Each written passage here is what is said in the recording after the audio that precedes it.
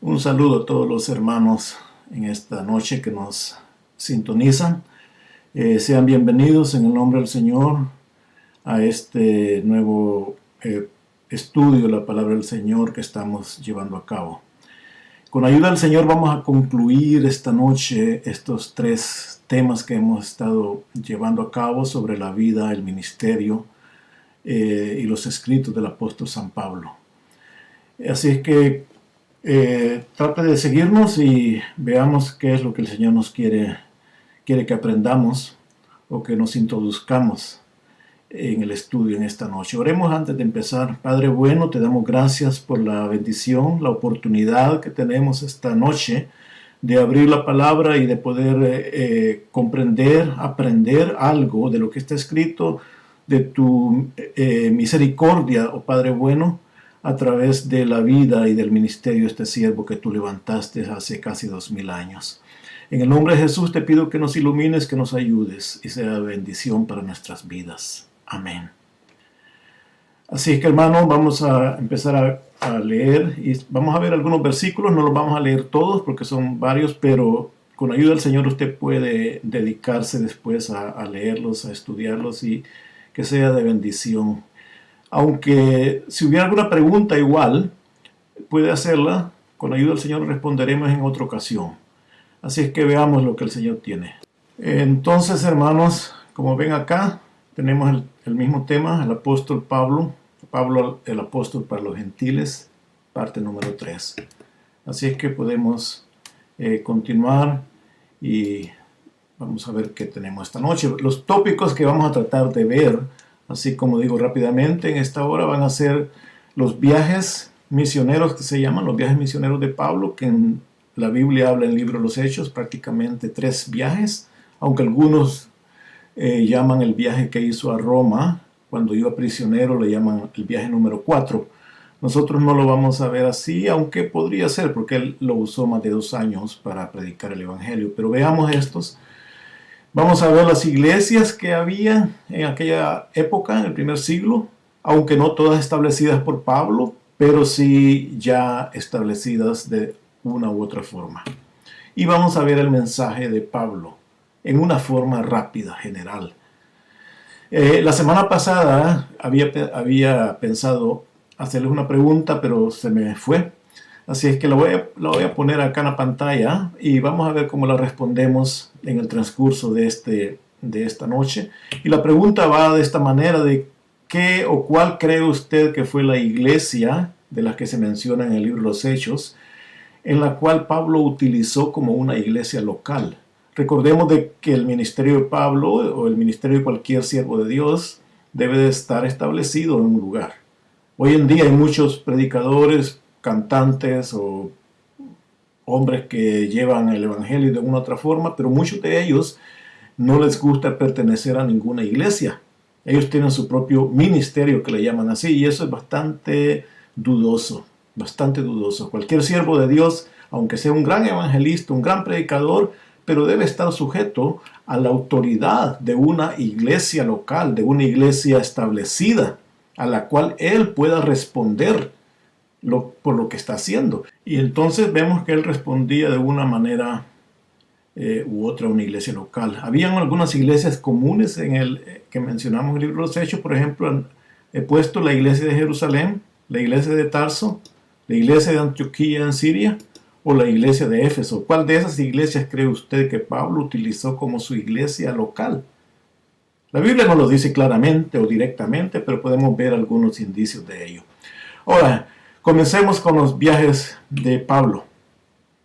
En primer lugar, Pablo directamente, como ya vimos la vez pasada, se demoró quizás unos 14 años más o menos para comenzar su ministerio, y antes de tener el primer viaje, como se llama así, vemos que no fue directamente su decisión, sino que fue encomendado por Dios. Dice en el libro de los Hechos 13:2, dice: ministrando estos al Señor y ayunando, dijo el Espíritu Santo: apartadme a Bernabé y a Saulo para la obra a que los he llamado.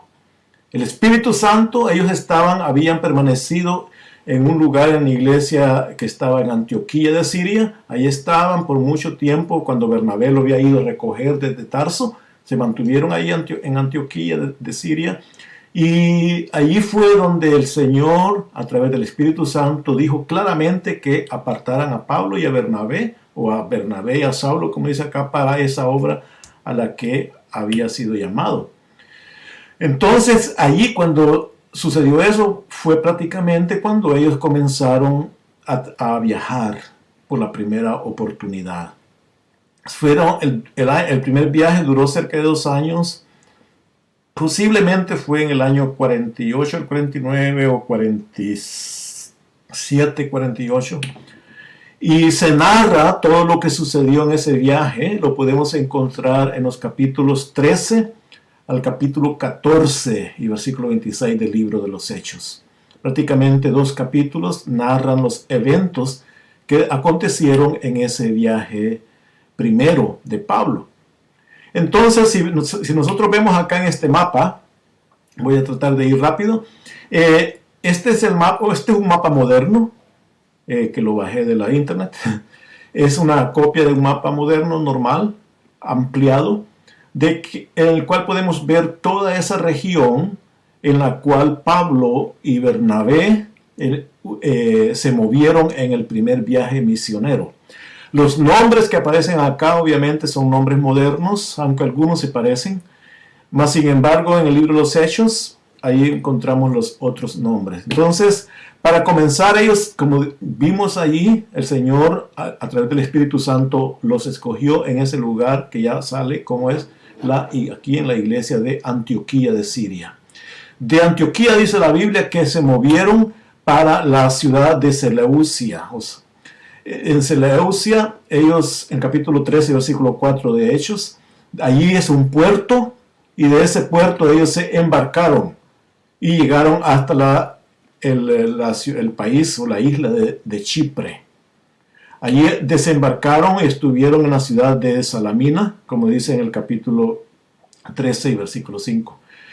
Luego se demoraron un tiempo bastante largo porque anduvieron por toda la ciudad o toda la isla de Chipre. Caminaron hasta el puerto opuesto, que es el de Pafos.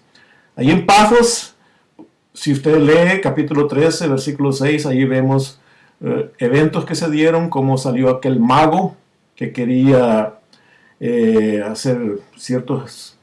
comprar limas, el famoso mago, y ahí Pablo lo reprendió. Bueno, después de Pafos, tomaron un barco y llegaron hasta la ciudad de Perge. Ahí lo que ahora es Turquía. De Perge salieron Perge, está en la región que también se habla en el libro de Hechos, en la región de Panfilia. Recordemos que toda la parte, lo que ahora es Turquía, como pueden ver, es todita prácticamente desde acá. Toda esta parte sigue por ahí arriba que no aparece en el mapa y continúa por toda esta parte de allá. Entonces, en aquella época estaban seleccionadas en regiones. Por ejemplo, estaba esta región de Panfilia, estaba esta región de Pisidia, está esta región de Licaonia, la región de Cilicia que vimos la semana pasada, la región de Capadocia, y así habían varias regiones. En cada región habían otras ciudades importantes también. Ok, entonces de Perge caminaron y llegaron hasta la otra Antioquía. En la Biblia, en el Nuevo Testamento, en Hechos, se hablan de las 2 Antioquías. Por eso se conoce, esta Antioquía de acá, se le conoce como la Antioquía de Asia. Y la otra Antioquía es la que se conoce como Antioquía de Siria, que es la más preponderante en el Nuevo Testamento, la Antioquía de Siria, y donde a los cristianos se les llamó, a los discípulos se les llamó cristianos por primera vez, etc. Ahora llegaron a esta otra ciudad de Antioquía de Asia. Después de allí caminaron y llegaron a Iconio. Hoy en día esa ciudad se llama Konia, parecido, Iconio, capítulo 9, versículo 51. De Iconio dice la Biblia que zarparon para Listra. Allí tuvieron problemas serios. De Listra partieron para Derbe y prácticamente allí se quedaron en Derbe, en Listra, de Derbe, ciudades que estaban relativamente cerca. Y prácticamente allí terminó la primera parte del viaje, y después de eso regresaron, prácticamente siguiendo la ruta similar. Las flechas en color rojo son las que indican el viaje de regreso. Entonces salieron de Derbe, pasaron otra vez por Listra, por Iconio, después salieron allí por Antioquía, en Pisidia, y después regresaron a este puerto que se llama, en el capítulo 14 y versículo 15, de Antalya. Luego de allí tomaron un barco que los transportó directamente desde ese puerto hasta Antioquía de Siria. Ese concluyó prácticamente el primer viaje que Pablo y Bernabé hicieron. Como repito, duró cerca de unos 2 años. Un viaje bastante largo. Ahora veamos algunas características. Y después de Antioquía ellos bajaron a Jerusalén. Ahí donde está la flecha. Algunos concluyen de que el viaje terminó cuando bajaron a Jerusalén, aunque más bien parece que concluyó cuando regresaron a Antioquía, porque allí dieron prácticamente testimonio de todo lo que habían hecho. Y a Jerusalén bajaron para traer una ofrenda. Ok, entonces las características de ese primer viaje podemos ver, en primer lugar, como ya vimos, es que fueron enviados por Dios y fueron respaldados por la iglesia de Antioquía, de Siria.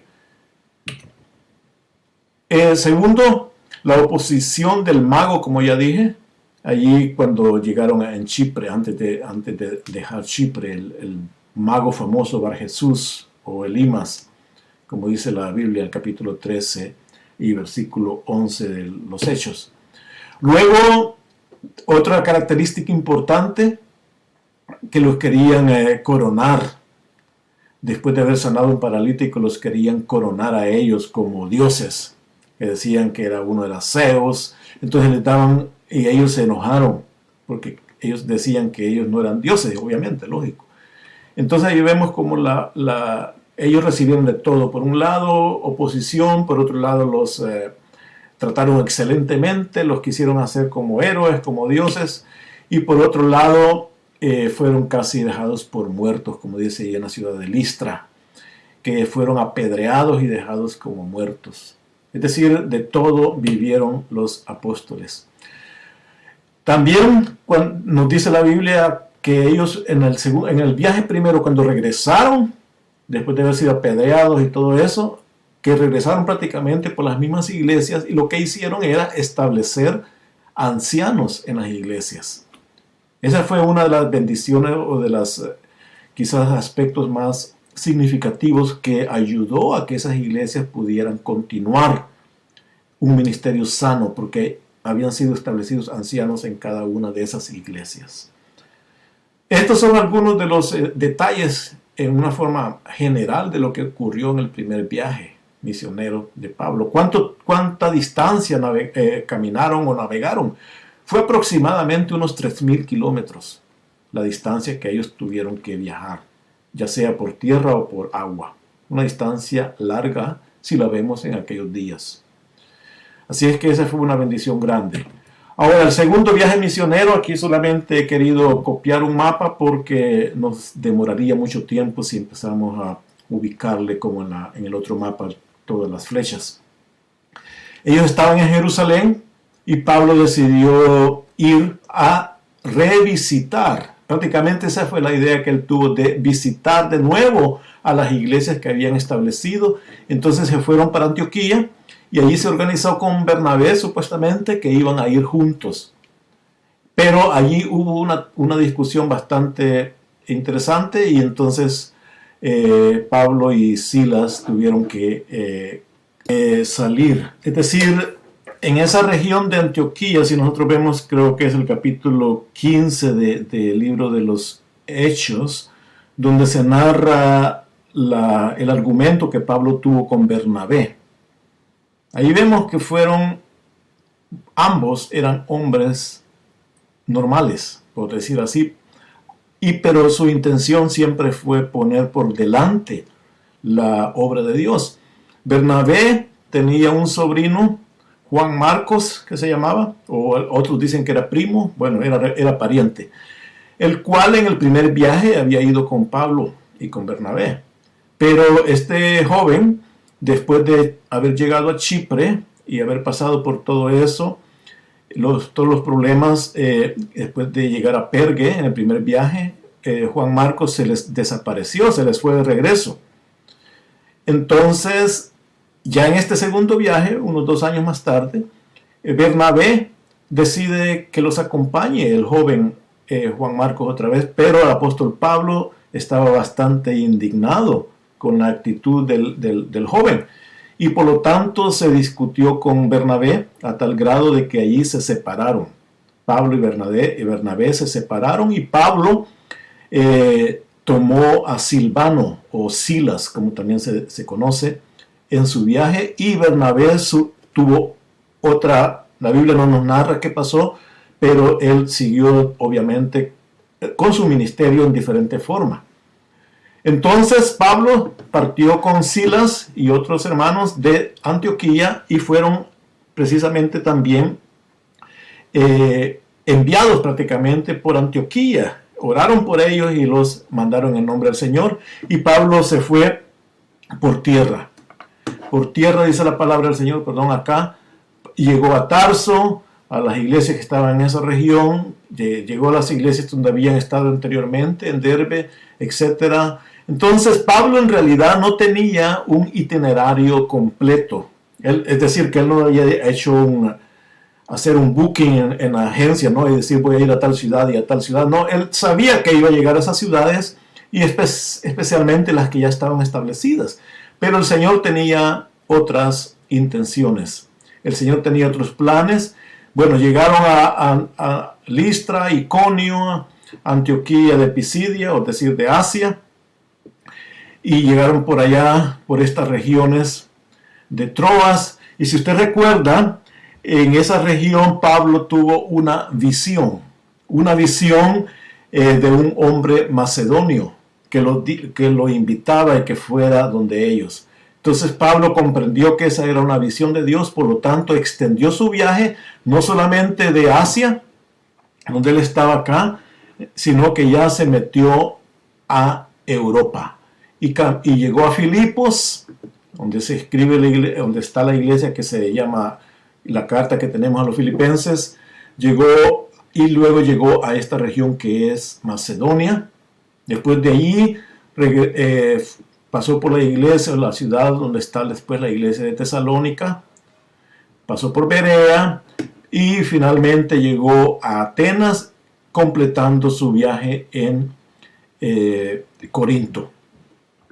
Luego, la Biblia dice que después de Corinto caminaron de Corinto y se fueron para Éfeso, y después regresaron ya para Jerusalén y culminaron en Antioquía.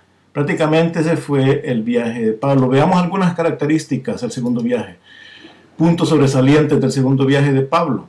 Veamos, por ejemplo, él decidió con Bernabé regresar para comenzar allí y revisitar las iglesias, como dice en Hechos 15 y versículo 36. Prácticamente el segundo viaje comenzó en el capítulo 16 y culminó en el capítulo 18. Luego, como ya vimos, Pablo y Bernabé tienen una discusión y se separan, y Pablo comienza a viajar con Silas, Hechos 15, 36 al 40. Luego, estando en Troas, Pablo fue que vio o tuvo esa visión del hombre de Macedonia, capítulo 16, versículo 9. Ahí es donde él decide ir a Macedonia, que es Europa. Y obviamente ahí está el primer convertido europeo del ministerio de Pablo, directamente, aunque ya habían otros cristianos por esa región. Pocos sí, pero ya habían algunos.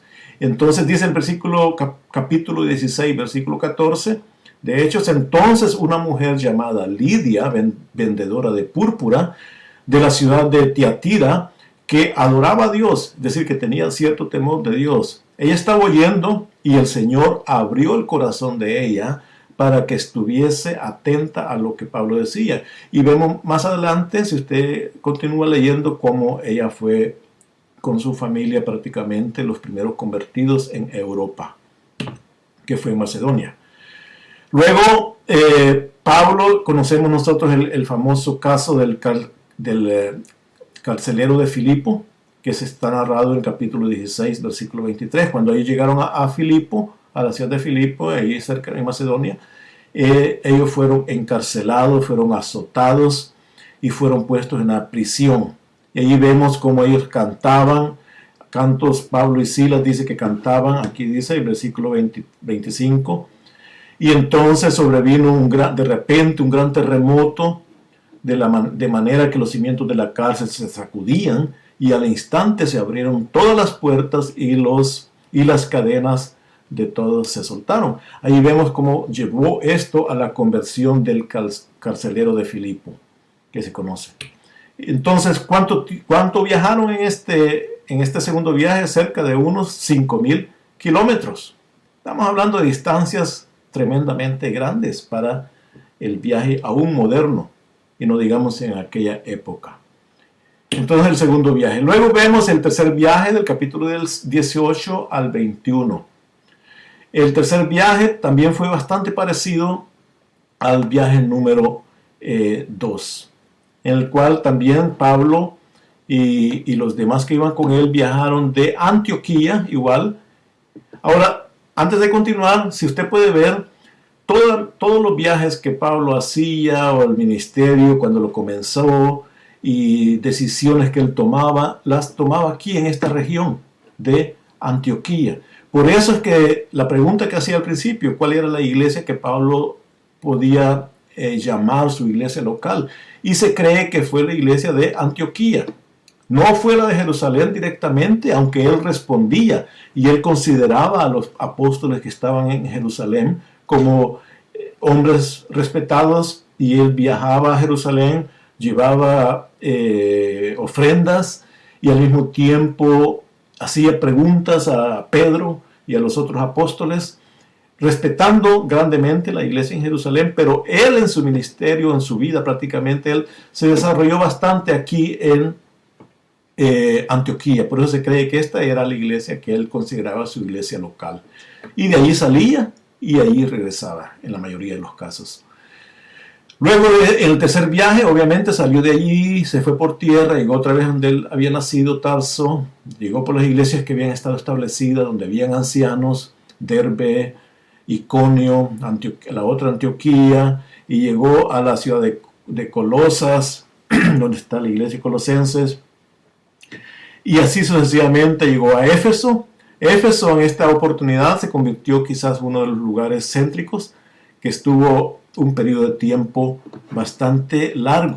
Bastante largo fue el periodo que él estuvo en Éfeso, es decir, tomó en esta oportunidad a Éfeso como el lugar central de donde él podía expandirse. Dice la Biblia, creo que es el capítulo 19, donde habla de que estuvo ahí en Éfeso predicando a los judíos también, en la sinagoga, por cerca de unos 3 meses. Hasta que los que estaban los judíos no creyeron algunos, y empezaron a causarle problemas. Entonces él dejó la sinagoga prácticamente y se fue allí mismo en Éfeso a la escuela de uno llamado Tirano. Y dice que estuvo allí enseñando todos los días por 2 años. Es decir, que en Éfeso estuvo más de 2 años, 2 años, 3 meses quizás. Esa fue una bendición grande del Señor para los hermanos de esa región. Como vamos a ver en un mapa posterior, aquí vamos a ver que hay una cantidad muy grande de iglesias en toda esta región de Asia. Por lo tanto, Éfeso se convirtió para Pablo en un lugar estratégico para llevar la bendición a otras congregaciones de alrededor. Bueno, luego continuó, llegó a Troas, llegó luego de regreso a Macedonia, estableciendo las iglesias. Y recordemos que durante tanto el viaje número 2 como este viaje número 3, aparte de él, como dice allí, que predicaba de todos los días, él estaba incansable. Además de eso, él escribía, cuando llegaba a otros lugares, escribía cartas que tenía que decirle a las otras iglesias. Y recordemos también que las cartas no eran específicamente para esta iglesia, sino que muchas veces se leían en las otras congregaciones que estaban cerca. Es decir, era incansable. Aún podemos ver ya en el viaje de regreso. Vemos que hay un caso donde, ya lo vamos a ver más adelante, donde él predicó, dice que predicó toda la noche, aún hasta el amanecer, y el día siguiente tenía que navegar. Es decir, era incansable en su ministerio, es algo totalmente admirable. Hoy en día muchas veces nos toca predicar una vez cada milenio y no aguantamos. Y si vemos Pablo todos los días, y se alargaba hasta medianoche, se alargaba hasta el amanecer, y continuaba el día siguiente. ¿Cómo lo hacía? Sin café. Eso es lo más tremendo, no había café. Entonces era un hombre usado y dirigido y amparado por el Espíritu Santo de Dios. Incansable. Ok, entonces para continuar, él regresó y viajó por todas estas regiones de Grecia prácticamente, llegando de regreso a Corinto. Después de Corinto, él quiso embarcarse desde Corinto otra vez y irse de regreso, pero se enteró de que habían ciertos planes para atacarlo en el viaje. Entonces dice que él se fue de regreso por tierra. Era muy inteligente, estaba al día con las noticias. Y se fue de regreso y fue edificando. Nunca no es que iba a ir de viaje, de paseo, sino edificando a los hermanos. Regresó por toda esta región de Mileto. En Mileto estuvo también Pablo en muchas oportunidades acá. En una gran oportunidad, diría, en esta región de Mileto, si podemos acá.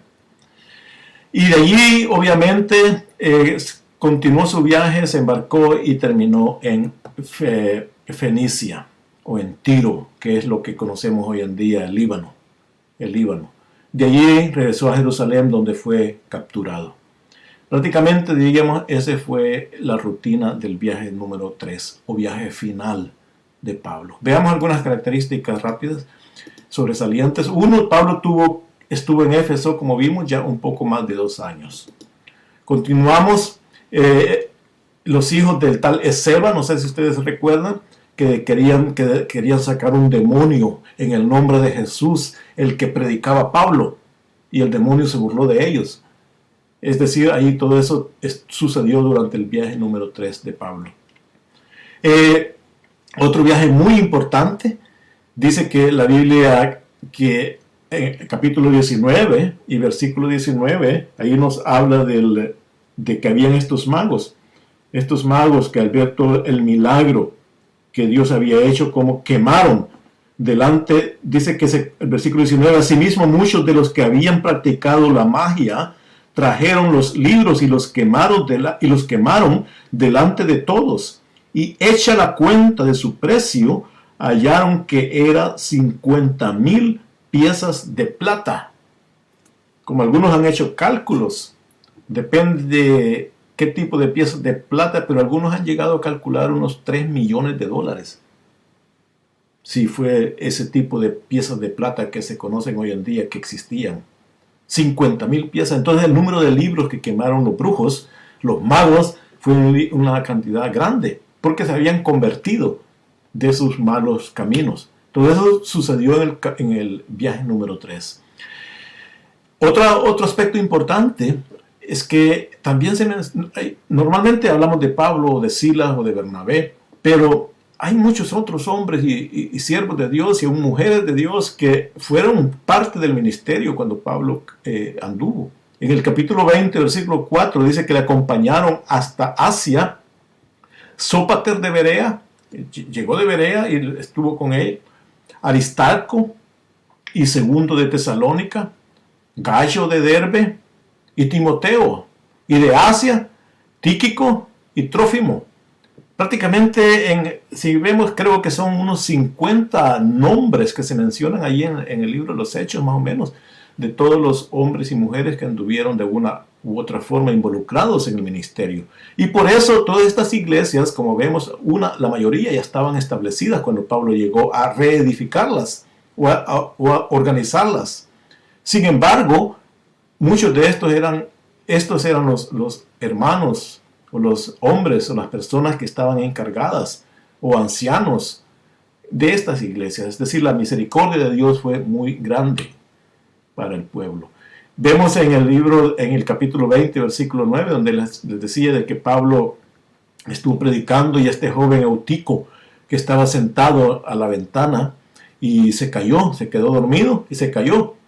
Y todos decían que estaba muerto. Pablo se acercó, lo abrazó y dijo, no, está vivo. Y allí glorificaron a Dios. Esta fue la última noche que Pablo estuvo en esa región. Y finalmente Pablo anuncia prácticamente su muerte, que su muerte venía a muchos hermanos en Asia. Y dice el capítulo 20, versículo 25, y ahora, he aquí, yo sé, dice, que ninguno de todos vosotros, entre quienes he pasado predicando el reino de Dios, verá más mi rostro. Él sabía, Dios le había ya prácticamente dicho, él presentía que esa iba a ser la última oportunidad de verlos. Vosotros ya no veréis más mi rostro, dice.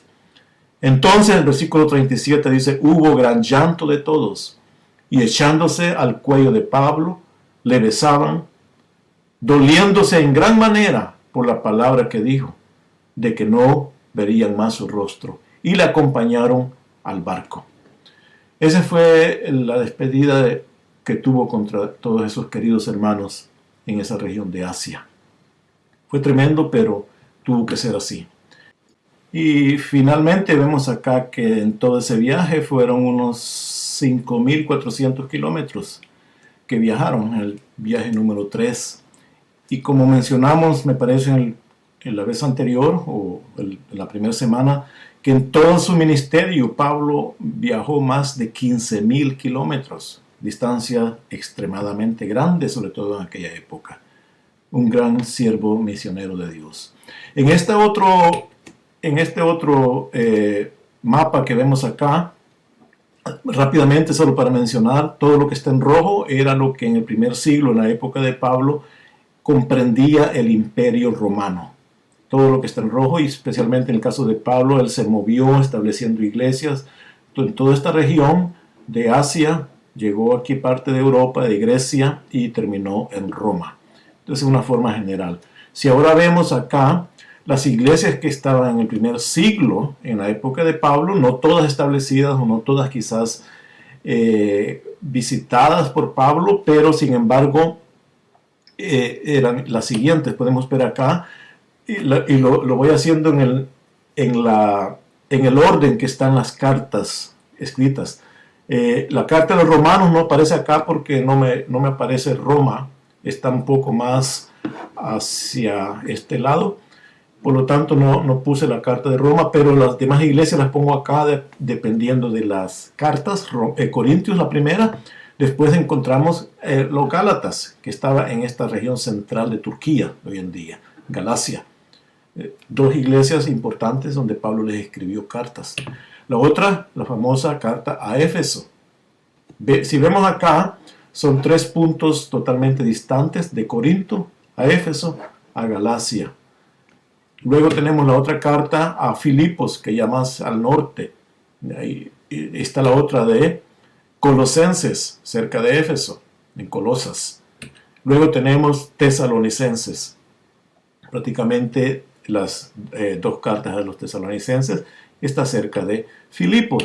Y tenemos obviamente otras iglesias que se mencionan, especialmente las 7 iglesias del Apocalipsis, que están en esta región también del Asia. En Apocalipsis se mencionan las iglesias de Éfeso, la iglesia de Esmirna, la iglesia de Pérgamo, la iglesia de Tiatira, la iglesia de Sardis, y también se menciona la iglesia de Filadelfia y finalmente la de Laodicea. Todas estas iglesias, como ven acá, y como ya lo mencioné, las escritas de color azul prácticamente son de que el apóstol Pablo les escribió cartas. Y las otras iglesias prácticamente no se menciona que Pablo las haya visitado o haya estado allí o las haya escrito, pero sí son iglesias ya establecidas para el final del siglo I, porque el libro de Apocalipsis está dirigido en una forma general a estas iglesias. Entonces toda esta región fue evangelizada en el primer siglo. Ok, para finalizar, veamos cuál fue el mensaje de Pablo. Y esto voy a tratar de ser un poco conciso acá, porque el mensaje de Pablo no lo podemos resumir en un par de minutos. El mensaje de Pablo abarca desde el establecimiento de iglesias, la organización de la iglesia, la celebración de la Santa Cena, nos habla del bautismo, nos habla de la muerte, nos habla de la resurrección, nos habla prácticamente de todo lo que es la vida cristiana. Pero en una forma general, para contrastarlo con lo que era el mensaje en esos días que comenzaba la iglesia, vamos a solo mencionar un par de casos o de características. El primer punto importantísimo es de que el mensaje de Pablo era un mensaje, una prédica en el cual él daba o hablaba de la salvación. Él predicaba la salvación. Eso es lo que Pablo inicialmente podemos decir que era parte de su mensaje.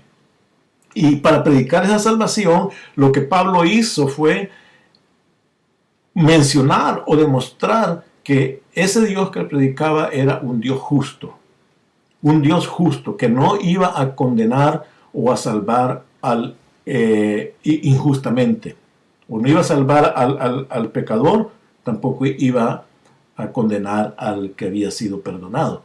Un Dios de justicia. Muestra, por lo tanto, que los paganos o los gentiles, como también se les llamaba, los paganos, los gentiles, tenían ciertas características en las cuales ellos estaban o los convertía en personas alejadas de Dios. Si vemos el capítulo 1 y el capítulo 2 de Romanos, ahí él habla bastante de la condición en la cual los paganos o los gentiles se encontraban, que ellos vivían. Si vemos de una forma rápida, podríamos decir, capítulo 1 del libro de Romanos, dice que, por ejemplo, en el capítulo 18 dice que la ira de Dios se revela desde el cielo contra toda impiedad e injusticia de los hombres. Entonces ahí habla de la justicia de Dios que revela desde los cielos contra cualquier injusticia del ser humano. Y dice que el versículo 21, habiendo conocido a Dios, no le glorificaron como a Dios, ni le dieron gracias, sino que se envanecieron en sus razonamientos, y su corazón se entenebreció. Profesando ser sabios, se hicieron necios. Y dice, más adelante dice que cambiaron la verdad de Dios por la mentira, honrando y dando culto a las criaturas antes que al Creador. Que se entregaron, Dios mismo los entregó, dice, a pasiones vergonzosas, dejando el uso natural, hombre echándose con hombres, mujeres echándose con mujeres. Eso es lo que Pablo describe, era la condición de los paganos, de los gentiles, de los impíos, de los que se habían alejado de Dios. Por lo tanto, la justicia de Dios podía venir en castigo, y eso iba a ser una justicia de Dios, iba a ser algo justo. Por lo tanto, él mostró de que el hombre era inexcusable, como dice el capítulo número 2, por lo cual eres inexcusable, oh hombre, quien quiera que seas tú. Esa es la forma como Pablo comenzó a predicar el evangelio. Ahora, cuando dijo que los gentiles eran pecadores, eran perversos, que se habían alejado de Dios, obviamente los judíos, si lo escuchaban, ellos iban así de cierto, Pablo, tienes razón, los gentiles, los paganos son malos, son perversos, son pecadores, ellos merecen la muerte. Pero Pablo les dice, ustedes también. Prácticamente es lo que Pablo dice a los judíos. Ustedes, dice, con la ley tampoco tienen excusa. ¿Por qué? Porque al conocer la ley, les dice así, porque él sabía lo que estaba hablando. Pablo conocía la ley. Entonces él dice, si tenemos la ley, nos hace también culpables. ¿Por qué? Porque los gentiles no tenían la ley. Pero sin embargo, sabían que había un Dios, que alguien superior, como los griegos decían, al Dios no conocido. Es decir, se alejaban de Dios sin ley, pero sin embargo los judíos, ellos, teniendo la ley, sabían lo que era malo, sabían lo que era bueno, sabían lo que había que hacer. pero no lo podían cumplir. Entonces dice, ellos también se vuelven culpables. Y ambos van a necesitar de la salvación. Ese es el mensaje que Pablo empezaba a dar. Un mensaje diferente al que los judíos estaban acostumbrados. Ya vamos a ver en la próxima el judaísmo, cómo lo compara Pablo. Y explica que nadie, por gracia, dice, sois salvos por medio de la fe. Esto, no de vosotros, es un don de Dios, no por obras, para que nadie se gloríe. Entonces dice que nos vamos a salvar no por las obras y que todos estamos bajo condenación. Y otro aspecto importante que él habla en cuanto a la salvación es de que solamente Dios es el que puede venir a salvarnos. Y ahí es donde él puede, por ejemplo, representar el mismo mensaje que el mismo Señor Jesucristo enseñó. Recuerden, nuestro Señor Jesucristo mostró a través de sus parábolas que era el Padre el que se acercó, el Padre el que le abrió las puertas, el Padre el que recibió al Hijo pródigo que estaba perdido. Cuando al Señor hablaba de la oveja perdida se fue y le tocó al pastor acercarse y rescatar a la oveja perdida. Nos hablaba de la moneda de la viuda, que la viuda perdió esa moneda y se dedicó a buscarla. ¿Por qué? Porque la moneda no iba a aparecer por sí misma, porque estaba perdida. Era la viuda la que tenía que buscar esa moneda hasta que la encontró. Lo mismo es Dios, dice. Él se acerca a nosotros a buscarnos, que no depende de nosotros esa salvación. Entonces ese fue el mensaje de salvación que Pablo comenzó a explicar. Y si nosotros vemos a través de las epístolas, ese mensaje es bien llamativo, como Pablo pone lo que son las obras y pone lo que es la misericordia de Dios. Entonces, de una forma general, esa era parte del mensaje de Pablo, la salvación. Otro aspecto importantísimo que Pablo reenfatiza en los versículos, en las epístolas, es una nueva vida. Es una nueva vida. Pablo hablaba lo que se conoce como la conversión. La conversión, que pasamos a ser nuevas criaturas. En el capítulo 8 de Romanos, ahí en todo ese capítulo nos habla de eso. Dice el versículo 1, ahora pues ninguna condenación hay para los que están en Cristo Jesús, los que no andan conforme a la carne, sino que andan conforme al Espíritu. Entonces ya está hablando que permanecer o estar en Cristo Jesús es una nueva vida. Ya no hay condenación. Nos está hablando de que ahora andamos por el Espíritu. Entonces marca esa diferencia, que el contraste entre lo que es andar en el Espíritu y andar en la carne. Y es esa diferencia de andar o de permanecer en la carne que hoy en día se malinterpreta. Hay muchos hermanos que creen que andar en el Espíritu es cerrar los ojos, no mirar para arriba, no mirar para abajo, no mirar para la izquierda, no mirar para la derecha, no hacer nada, no saber qué es lo que está pasando en el mundo, no saber nada. Ese es andar en el Espíritu. No, para Pablo eso no era andar en el Espíritu. Eso no era andar en el Espíritu. Andar en el Espíritu era actuar con esos dones del Espíritu de Dios. Es decir, no es un estudio aparte todo esto, pero es lo que Pablo trataba de explicar. Y aquí vemos, si usted continúa leyendo el capítulo 8 del libro de los Hechos, ahí nos habla de la ley del Espíritu que da vida, nos habla de ocuparse de la carne y el ocuparse del Espíritu, que es vida y es paz. En Gálatas 5, en Gálatas 3, en 2 Corintios y así sucesivamente, él nos habla bastante, nos marca esa diferencia, lo que es andar en la carne y lo que es andar en el Espíritu. Ese concepto no existía directamente entre los judaizantes, entre los judíos. No, andar en el Espíritu no era el aspecto. Entonces ese fue el mensaje que Pablo comenzaba, o no comenzaba, sino que continuaba dando. Habla al mismo tiempo, en la misma relación de una nueva vida, habla que nos podemos despojar del viejo hombre y vestidos del nuevo hombre, abandonar las viejas costumbres, las cosas que se hacían anteriormente. En Efesios 4:17, en Romanos 6:6, ahí nos habla de todos esos aspectos que era parte de su enseñanza.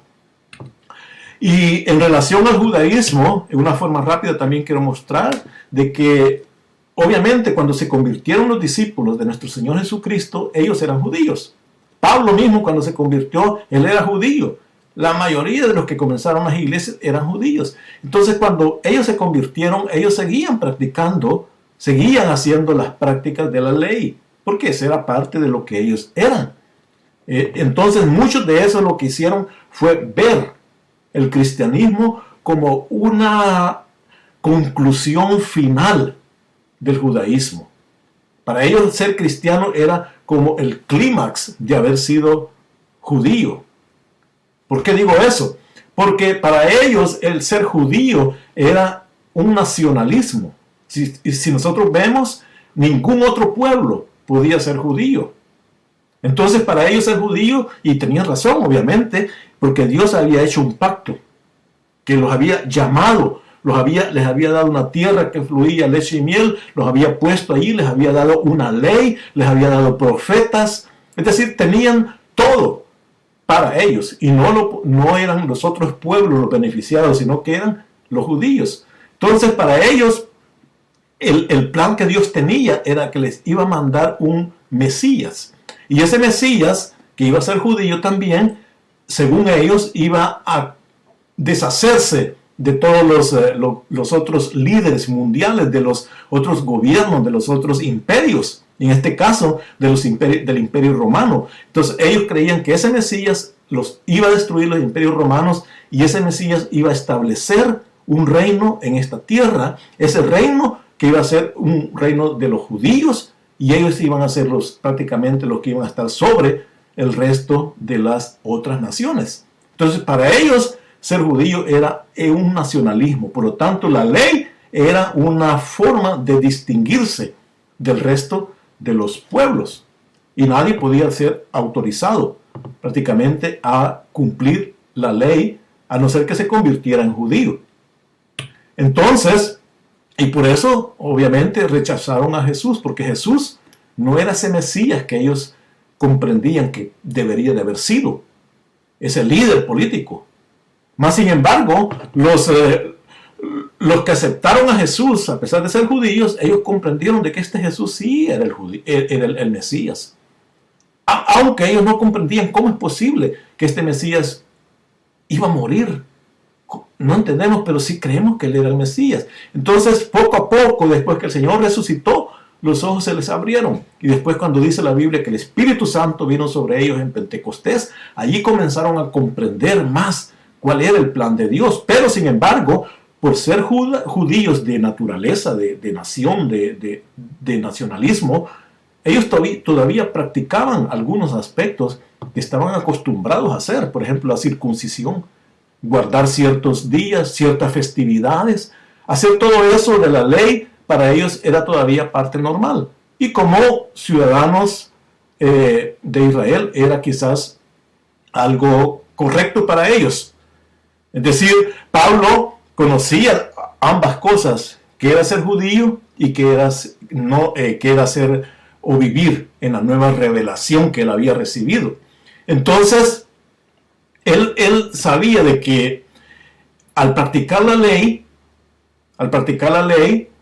lo único que la ley había servido, según la revelación que Pablo pudo comprender, es de que esa ley los llevaría al Mesías, a la revelación de Jesús, como encontramos en el libro de Gálatas.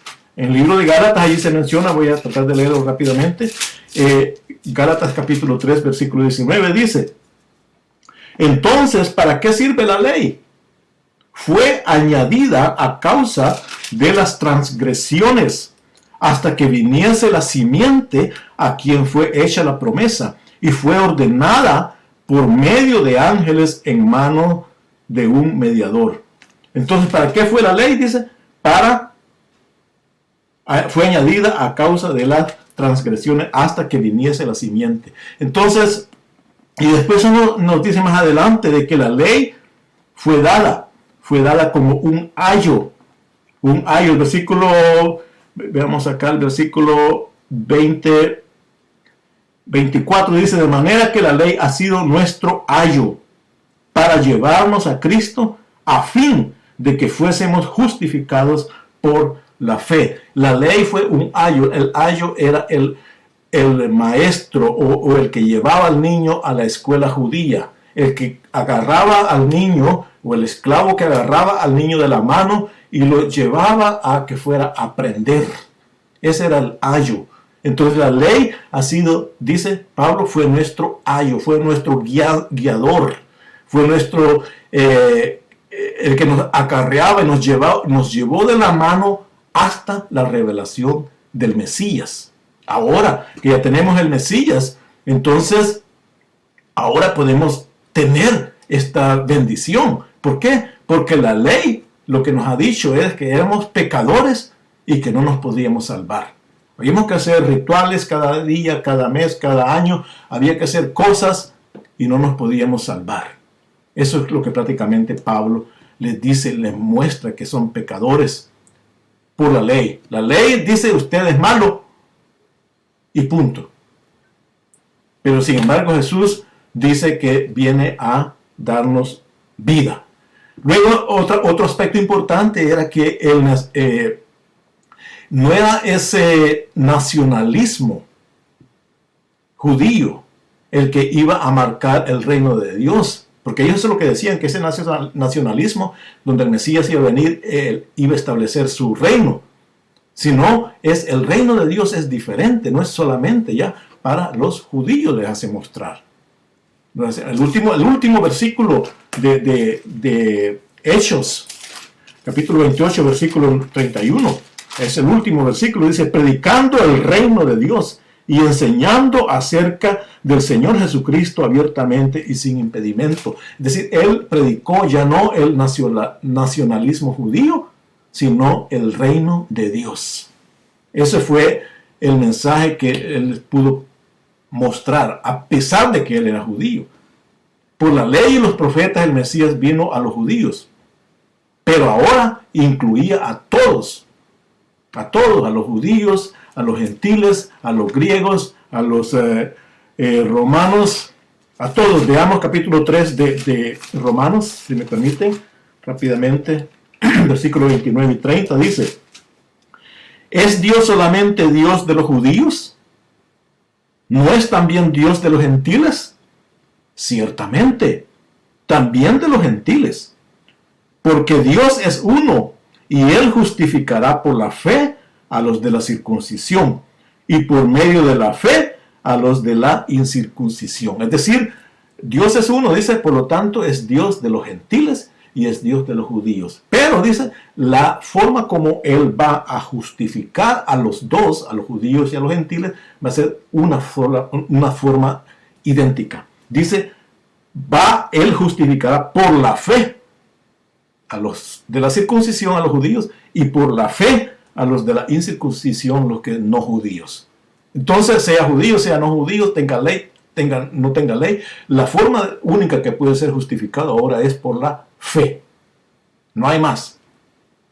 Eso es lo que Pablo le enseñó. El trato de Dios ya no era por la ley nacional judía, sino por fe y por gracia, como acabamos de leer, que justifica a ambos por fe. Y aún en Gálatas dice 2:16, dice, y sabiendo que el hombre no es justificado por las obras de la ley, sino por la fe en Jesucristo. Lo mismo que dice allí que leímos en Romanos, justificados por la fe. Pero aquí explica, no justificado por las obras de la ley, sino por la fe en Jesucristo. Nosotros también hemos